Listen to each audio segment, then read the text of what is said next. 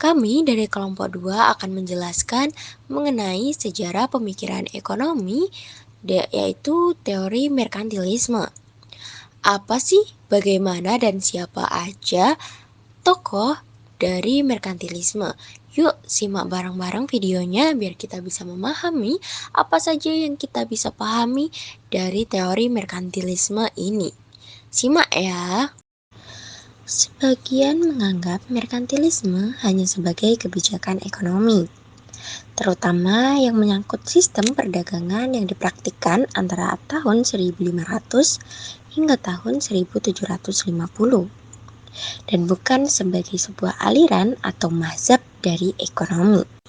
Merkantilisme adalah sebuah teori yang isinya meyakini bahwa kemakmuran suatu negara ditentukan oleh jumlah modal atau aset yang tersimpan dalam negara tersebut dan besarnya perdagangan internasional yang dilakukan oleh negara tersebut.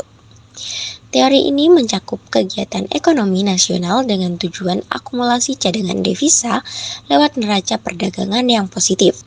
Pemahaman ini erat kaitannya dengan modal atau kekayaan negara, yang kemudian dijelaskan dengan jumlah modal yang dipunyai negara tersebut. Bisa seperti logam mulia, khususnya komoditi emas, dan yang lain di dalam negara tersebut. Latar belakang dari teori merkantilisme. Istilah merkantilisme itu sendiri berasal dari kata merkan yang berarti pedagang. Menurut paham merkantilisme, setiap negara yang berkeinginan maju harus melakukan perdagangan dengan negara lain. Dan bagi penganut merkantilisme, sumber kekayaan negara adalah dari perdagangan luar negeri. Selanjutnya, uang adalah sebagai hasil surplus perdagangan yang menjadi sumber kekuasaan. Ajaran merkantilisme dominan sekali diajarkan di seluruh sekolah Eropa pada awal periode modern, yaitu dari abad ke-16 sampai abad ke-18, era di mana kesadaran bernegara sudah mulai timbul. Peristiwa ini memicu untuk pertama kalinya intervensi suatu negara dalam mengatur perekonomiannya, yang akhirnya pada zaman ini pula sistem kapitalisme mulai lahir.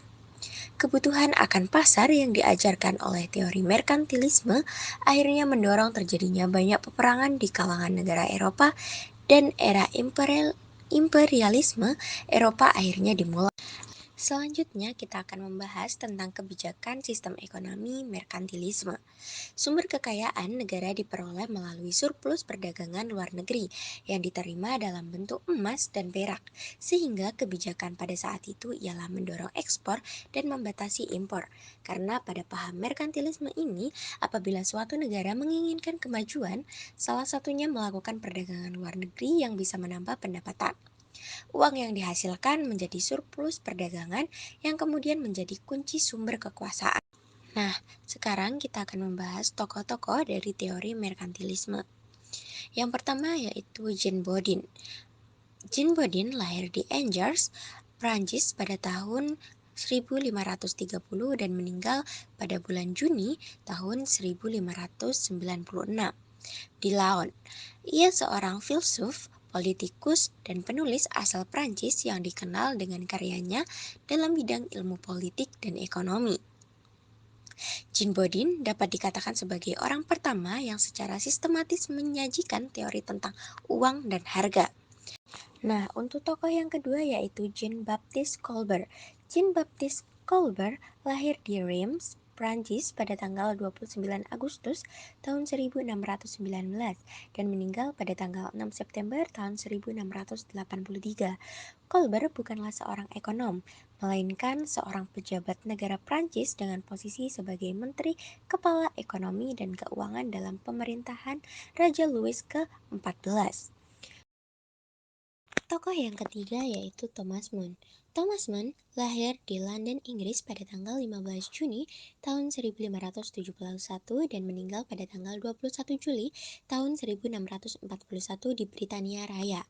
Thomas More seorang saudagar kaya dari Inggris. Thomas More adalah seorang penulis sekaligus ekonom dari Inggris yang pertama kali mengemukakan landasan teori yang kuat tentang neraca perdagangan. Untuk tokoh dari merkantilisme yang selanjutnya adalah David Hume. David Hume adalah seorang filsuf, sejarawan, ekonom, dan penulis asal Skotlandia yang dianggap sebagai salah satu tokoh terpenting dalam sejarah pemikiran Barat. David Hume lahir pada tanggal 7 Mei tahun 1711 di Edinburgh, Skotlandia. Dia berasal dari keluarga bangsawan Skotlandia. Untuk tokoh yang terakhir yaitu Sir William Petty. Sir William Petty adalah seorang ilmuwan dan ekonom abad ke-17 yang menyumbangkan beberapa teori ekonomi penting. Salah satu karyanya yang paling terkenal adalah Political Arithmetic, yaitu pada tahun 1676.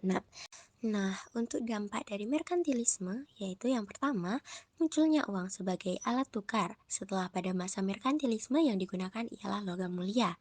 Yang kedua, yaitu meningkatnya perdagangan internasional.